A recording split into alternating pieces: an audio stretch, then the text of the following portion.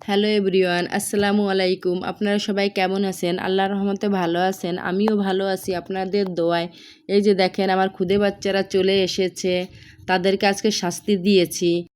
ওদেরকে আমি আজকে কাপড়ের রুমে বসতে দিয়েছি, ড্রয়িং রুমে বসতে দেই নেই। ওরা শুধু কলম দিয়ে আমার সোফায় শুধু দাগাইছে।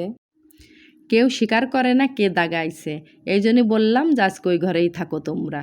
ওদের পড়ানো শেষ করে চলে আসলাম। এর মাঝে আমি এবার ভাত খেয়ে নিয়েছি। তারপরে মেয়ের নুডলস রান্না করতে চলে আসলাম। এর মাঝে আবার দুধওয়ালা এসেছিল। ওই লোকের কাছ থেকে দুধ নেই, দুধটা অনেক ভালো, কিন্তু উনি 5 লিটার দুধ নিয়ে আসছে। দুঃখের বিষয় আমি নিতে পারলাম না, মাত্র 2 লিটার দুধ নিলাম।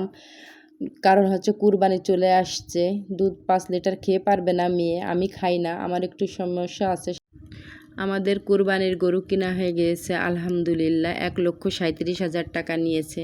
আমরা এখনও দেখিনি, বাড়ি যেয়ে দেখব। আপনারা একটু আমার পাশে থাকবেন, একটু ফলো লাইক করে দিবেন। আমি নতুন, যদি আমার ভুল ত্রুটি হয় আমাকে একটু কমেন্টে বলবেন যে এইভাবে করতে।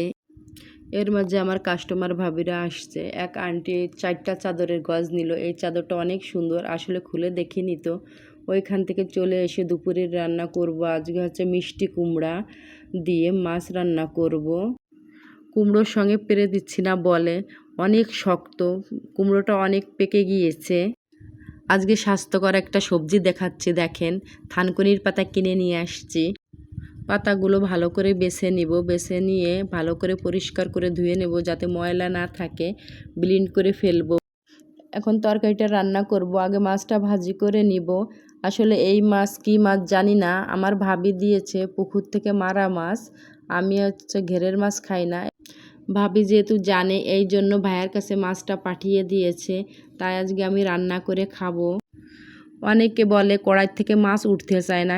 তাদেরকেই বলি, কড়াইটা অনেক সুন্দর করে গরম করে নিতে হবে, তারপরে তেল দিয়ে আর একটু গরম করে তারপরে মাছ দিবেন, দেখবেন এমনি উঠে গিয়েছে। মাছটা কড়া করে ভাজি না করলে খেতে পারি না। অনেকেই আছে হালকা করে ভাজি করে, আমি কিন্তু হালকা ভাজি খেতে পারি না। মাছটা শক্ত হলে ভালোই লাগে। আমি আসলে সব সময় বেটে রান্না করতাম, মশলা অনেক দিতাম। এখন আমি আমার ছোট বোনের জামাইয়ের কাছ থেকেই শিখেছি। সে দেখি কেটে কুটে রান্না করে, অনেক মজাই লাগে খেতে। আমাদের আসলে শেখার কোনো বয়স নেই, এখনও আমাদের শেখার অনেক কিছু বাকি আছে। বিয়ের প্রথম প্রথম মাছই কাটতে পারতাম না। একদিন কই মাছ কাটতে গিয়ে আমার হাতটা ছিলে গেল। তারপরে মাকে এসে বললাম কিভাবে কাটতে হয়, মা দেখিয়ে দিল। এখনও অনেকের কাছ থেকে অনেক কিছু শিখি। সবাই তো সব কিছু জানা থাকে না, তাই শিখে নিতে হয়। এর মাঝে আমি থানকুনিটা ব্লেন্ড করে নিয়ে নিলাম। দেখেন, এই যে আমি তেল দিব, একটু হলুদ দিব, একটু লবণ দিব, দিয়ে ভালো করে মিক্সড করে নিব। মিক্সড করে আমি এই থানকুনির পাতাটা ভর্তা দিব। আপনারা এভাবে খেয়ে দেখেন, অনেক ভালো লাগবে ইনশাল্লাহ। ভাতের ভিতর বসিয়ে দেবেন, দিলে এর গুণাগুণটা ঠিক থাকে। আর কড়াইতে ভাজি করলে একবারে গুণাগুণটা নষ্ট হয়ে যায়। এর মাঝে তরকারিটা হয়ে গিয়েছে, নামিয়ে নিলাম। থানকুনির পাতাটা যদি আপনারা কাঁচা ব্লেন্ড করে রস করে খেতে পারেন তাহলে আপনাদের আরও ভালো হবে। কুমড়োটা অনেক মিষ্টি, তাই মজা মজা করে মেয়ে আর আমি খেয়ে নিলাম।